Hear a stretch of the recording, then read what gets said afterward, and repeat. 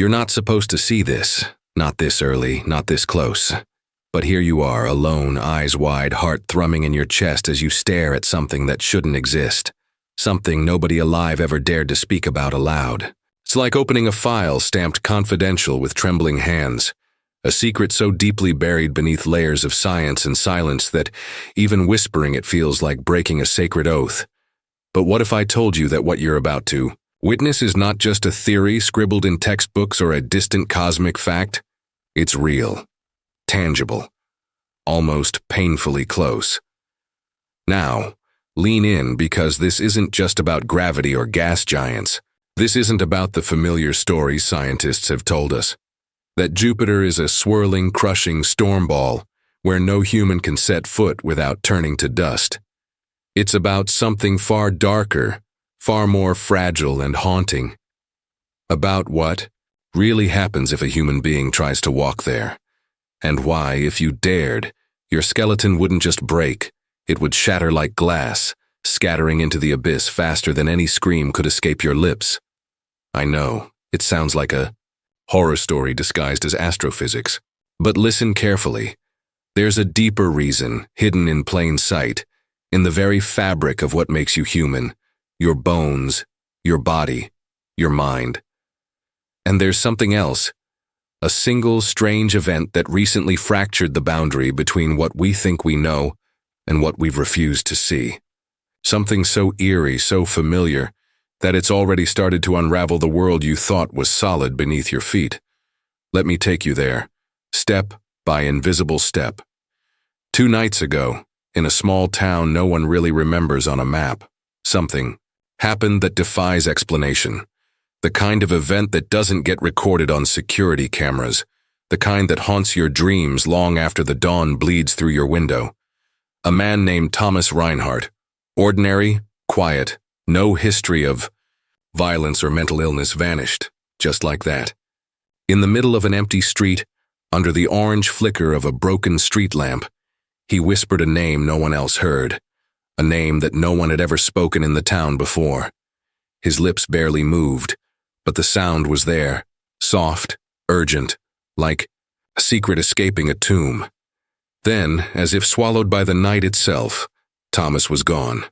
No struggle, no footprints, no sign he had ever existed except for the shivering chill left behind in the air.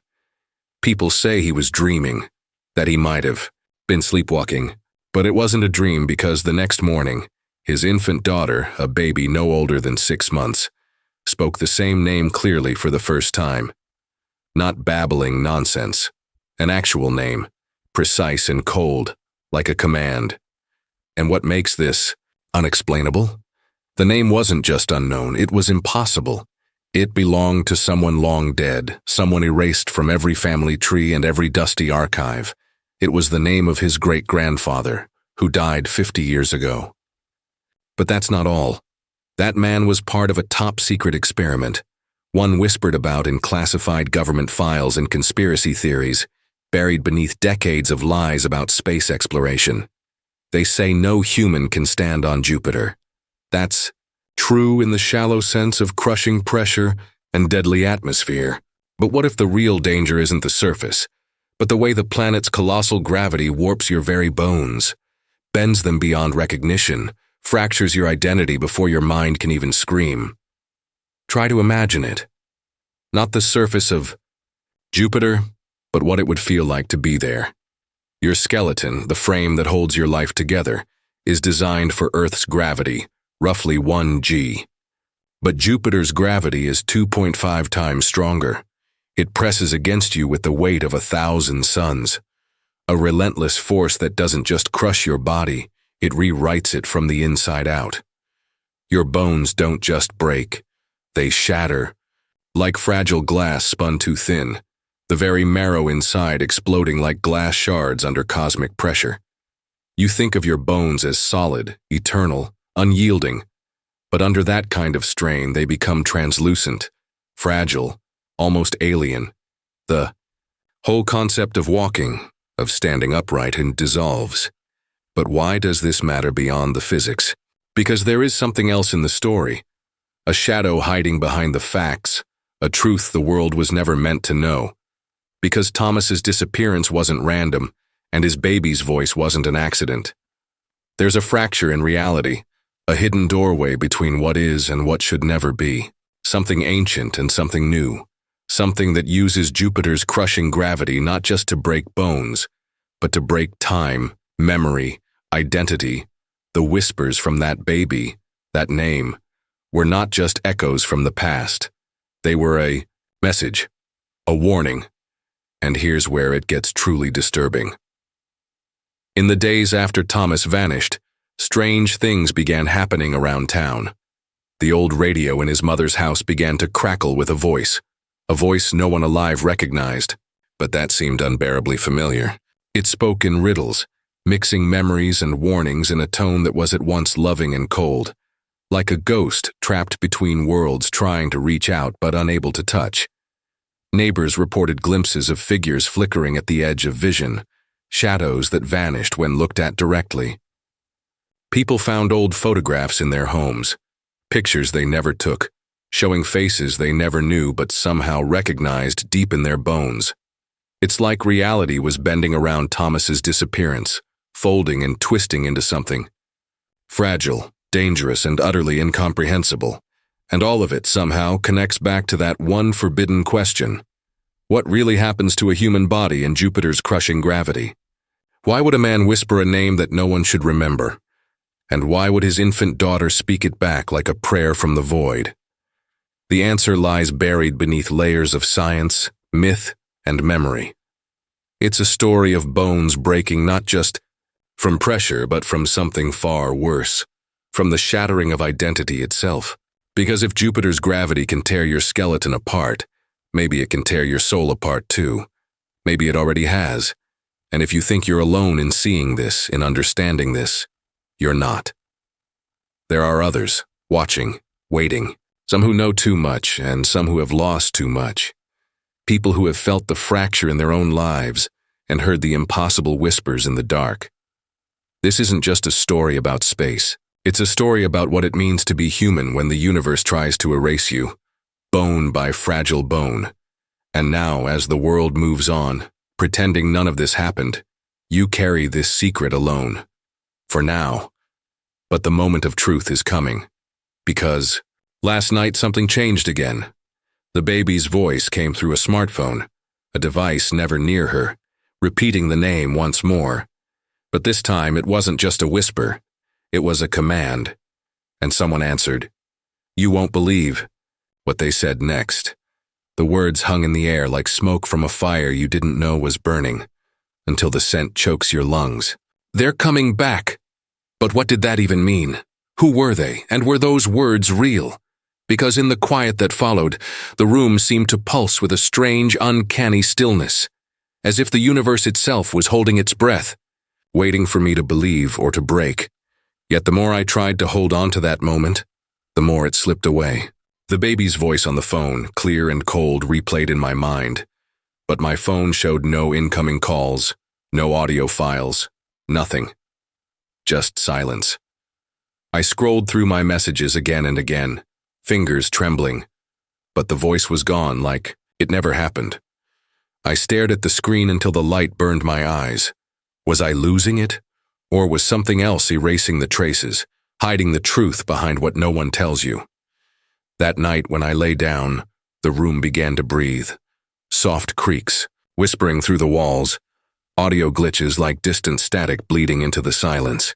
Every time I closed my eyes, flashes came, snippets of a recording, a voice layered over itself, words jumbled and overlapping, impossible to decipher, but undeniably urgent. Was it a warning? Or just the fallout of my fraying mind? The line between reality and nightmare started to dissolve. I couldn't tell anymore what I'd actually heard and what my brain had conjured in desperation. The baby's voice, the name, the vanishing man. Were these pieces of a real, unsolved mystery? Or fragments of a fractured psyche? Memory faltered, slipping through my fingers like grains of sand I was desperate to catch but never could. There were gaps, silent voids in my recollections where entire minutes or even hours might have been wiped clean. Like waking from a dream and forgetting what was real the instant you open your eyes. In the haze of this confusion, I met her, Emily. She showed up unexpectedly, a figure both familiar and foreign, someone who claimed to know Thomas, to have seen what happened that night. Her eyes held storms I wanted to trust but couldn't. Every time she spoke, her words twisted, folding back on themselves. One minute she swore Thomas had whispered a name tied to an ancient experiment. The next, she insisted that the whole thing was a conspiracy invented by the town to cover something darker. She contradicted herself so often it felt like she was testing me, probing the edges of my own doubt. But there was something else in her, a fracture in her own reality, a shadow lurking behind the way she smiled too quickly or stared too long at empty spaces. Her presence was like a mirror cracking, reflecting my own unraveling back at me. I wanted to believe her, to cling to any thread of truth, but with every answer she gave, a dozen questions sprouted. What did she know that she wasn't telling? Was she protecting me or trapping me deeper in this spiral? Between her visits, my world continued to warp. There were things I could no longer explain. A recording left on my phone that I didn't make, filled with static and a barely audible voice muttering the same name. A photograph of Thomas, grainy and out of focus, where his eyes seemed to flicker, with something not human. And then there were the moments, the sudden overwhelming waves of panic that hit with no warning, leaving me breathless and trembling, as if unseen eyes were watching, waiting. Was it all a mental breakdown? A symptom of grief and stress? Or was there something supernatural, something deliberately buried beneath the surface, the truth behind what no one tells you?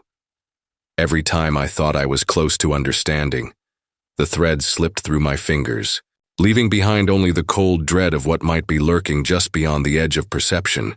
And yet, the name haunted me, the impossible name whispered in the night by a vanished man and repeated by a child too young to speak, a name that should have been forgotten but refused to die. Emily's final words before she disappeared into the night lingered with me. They remember because we remember, but some memories are better left buried. Now here I am, holding on to fragments of a story that refuses to make sense, trapped between fear and curiosity, between reality and something darker with nothing but silence for company. Because the truth, the real unsolved mystery, it's not what they want you to know, it's what they don't want you to remember. And soon I'm starting to wonder if I might be next to forget. The night I thought I had it all figured out. The night I believe the pieces finally clicked together like a twisted jigsaw puzzle. I can still feel the suffocating mix of relief and dread pressing down on my chest, like I'd been holding my breath underwater for too long and finally surfaced, only to realize the air itself had turned to poison. It was that kind of moment where the fog that had clung to every memory, every sensation, started to lift, and the outline of something real, something solid, emerged from the haze. I found the file, the hidden truth, buried deep inside a government archive that no one was supposed to access, a place where forgotten experiments, names, and dates were scratched out of public knowledge but never quite erased. It felt like I was finally holding a lifeline, a key to understanding what had been gnawing at me for so long. I remember sitting in my dim apartment, the blue light of the screen flickering across my face, as I traced through reports, testimonies, and half-buried records about a man who vanished years ago. Thomas, the same name whispered by the baby. The same man who disappeared after uttering those chilling words. The story seemed to fall into place. A secret project, a cover-up, a single slip that had rippled through decades. I let myself believe that I was about to expose the mystery uncovered for the first time. A real, tangible conspiracy. Something that would finally put the nightmare to rest. The files spoke of an experimental program aimed at human endurance in extreme environments, something that dabbled in the unnatural and the impossible. The idea of walking on Jupiter wasn't about space travel. It was code for breaking human limits, pushing the skeleton, the mind, to the brink. And then there was Thomas, a man who had been the unwilling subject of this program, who had vanished without a trace. His disappearance swept under layers of lies. I sat back, heart pounding, as I read a passage describing a strange, recurring phenomenon. Participants whispering names no one recognized, losing pieces of their memories, and sometimes, just like Thomas, vanishing completely after uttering secrets meant to stay locked away. The parallels were undeniable. I felt a cold sense of validation. Finally, something concrete, something that could explain the audio glitches, the missing memories, the unbearable dread. But then, just as I was preparing to share what I'd found, ready to confront Emily again, a detail surfaced, a name scratched out, blurred beyond recognition in the file, but still visible enough for my mind to latch onto. Moren. A name I'd heard before. Not just a random word in a report, but a name connected to my own life, to my own fractured memories. I froze, heart sinking, as the room seemed to close in around me. Because Moren wasn't just in the files, she was in my past, in my own, fading recollections. That name, buried beneath layers of forgotten trauma, unlocked a memory that clawed its way back into my mind. A night much like this one, years ago, when the air had seemed thick with fear and the sound of whispered voices had echoed in the dark. A memory I'd buried deep, a disturbing event where a loved one had vanished, not with a scream or a struggle, but with a soft whisper no one else could hear. I saw flashes of faces, blurred, distorted, like a half-remembered nightmare, and a feeling of being watched, studied by something unseen, something ancient, the same feeling that crawled over my skin now. It wasn't just a coincidence. The past and the present were stitched together by something far more dangerous than I'd imagined. Something that had been watching me, waiting through the years, lingering just beyond the edges of memory and perception, feeding on silence and doubt. It didn't need a name because it wasn't a being in the traditional sense. It was a force, a presence that twisted reality itself, shifting the boundaries of what I thought I knew. The atmosphere thickened with its weight, heavy and oppressive, like a shadow that seeped through walls and minds alike. And suddenly, all the comfort I'd felt from uncovering the files turned to ash. The mystery wasn't unraveling. It was tightening its grip. In that moment, a realization struck me so sharply it nearly shattered my sanity. The whole story I'd been following, the clues, the voices, even Emily's erratic presence. None. If it was just out there in the world, it was inside me, threaded through my memories and my fears. I wasn't just chasing a truth outside myself. I was being hunted by the truth I had refused to face.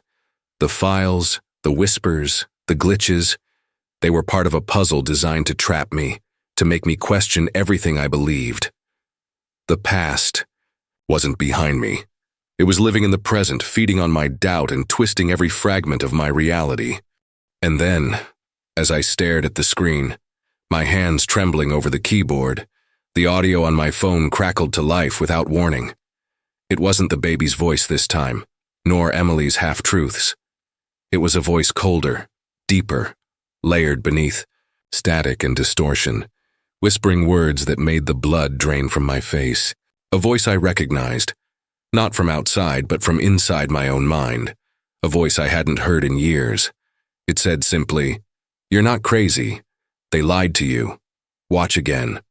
And as I sat back, heart hammering, the entire room seemed to tilt.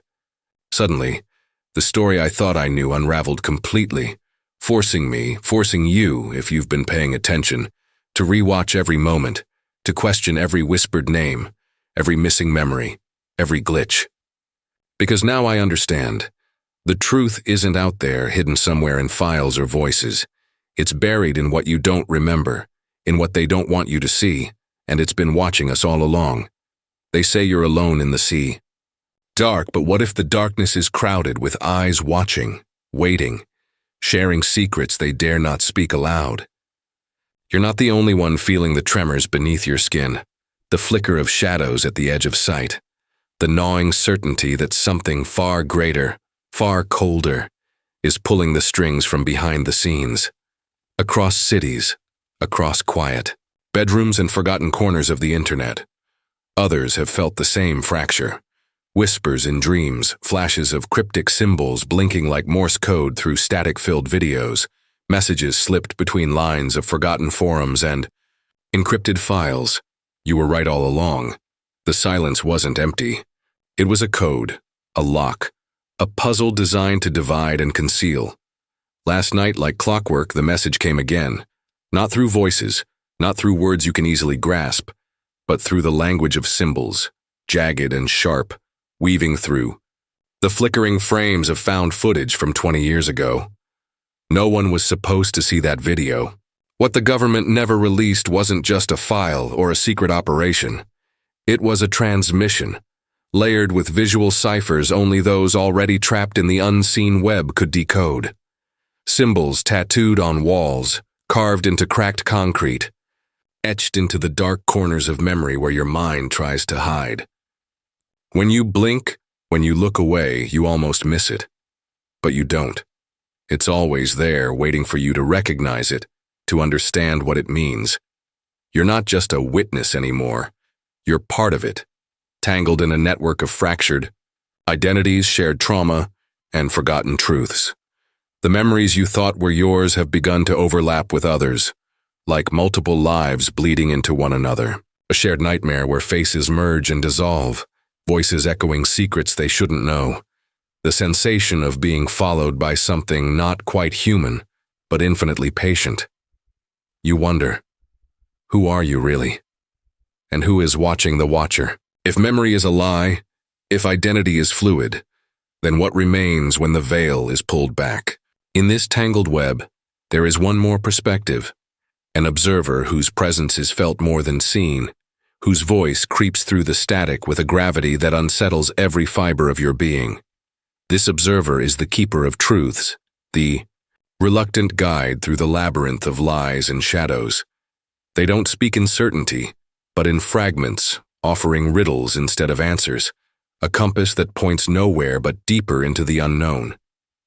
They warn you, caution you, but also invite you closer, as if the only way out is to look further into the darkness you've tried so hard to ignore. This observer has seen it all unfold, how the threads tie back to experiments erased from public records, how the missing have never truly vanished but were swallowed by a force that controls more than just bodies and memories. They've watched the patterns repeat, the same secrets buried and resurrected, the same names whispered only to disappear into silence.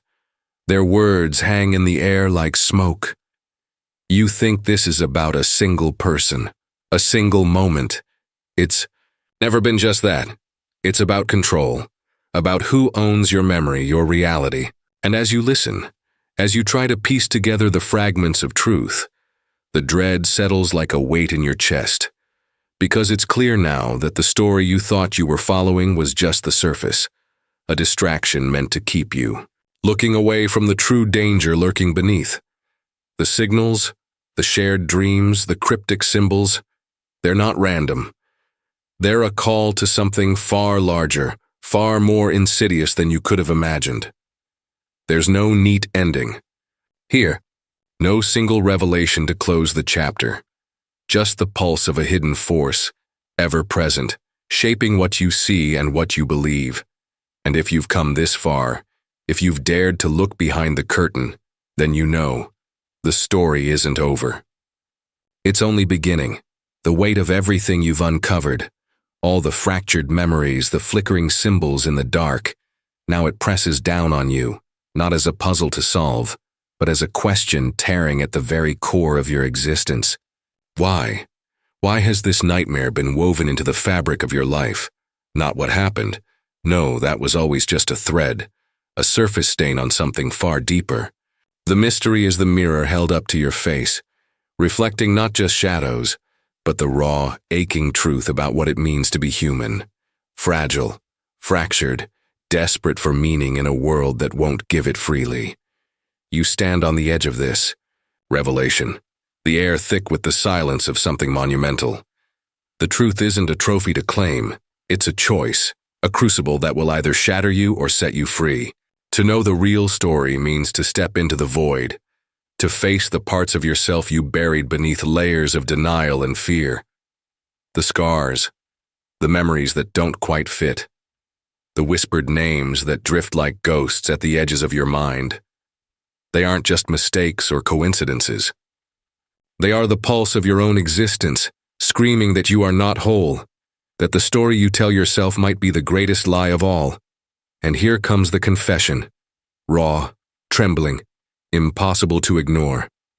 I was afraid, you whisper, to no one, or maybe to everyone who's ever doubted, ever felt lost in the dark. Afraid that if I found the truth, I wouldn't survive it. Afraid that the real story would unravel what's left of me. But the silence that answers is heavier than any fear, because it knows. The truth was never a question of survival.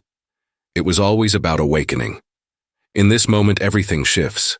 The creeping paranoia, the fractures in your mind, the feeling of being watched. It all folds into something bigger than conspiracy or madness. It's a reckoning with the essence of being human, the hunger to know, the terror of losing what we think defines us, the fragile hope that maybe, just maybe, we are meant to rise from the ashes of our own shattered illusions. This isn't an ending. It's a beginning cloaked in shadow, a terrifying awakening from a dream you didn't know you were in. As the screen fades, the last line lingers in the silence, a whispered promise and a warning, pulling you back for more. Thank you for watching. Don't forget to like, share, and subscribe for stories you were never meant to hear. Until next time, remember, some truths don't want to be found.